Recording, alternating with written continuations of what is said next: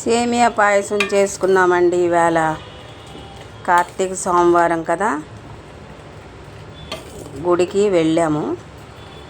సేమియా పాయసము చేశాను. ఆవు పాలుతో తయారు చేశానండి. చూడండి. నచ్చిందండి వీడియో? నచ్చితే లైక్ చేయండి, షేర్ చేయండి, సబ్స్క్రైబ్ చేసుకోండి. మరొక మంచి వంటతో మళ్ళీ కలుస్తానండి. బాదం పలుకులు, జీడిపప్పు లేదండి, బాదం పలుకులు అయితే వేసుకున్నాను.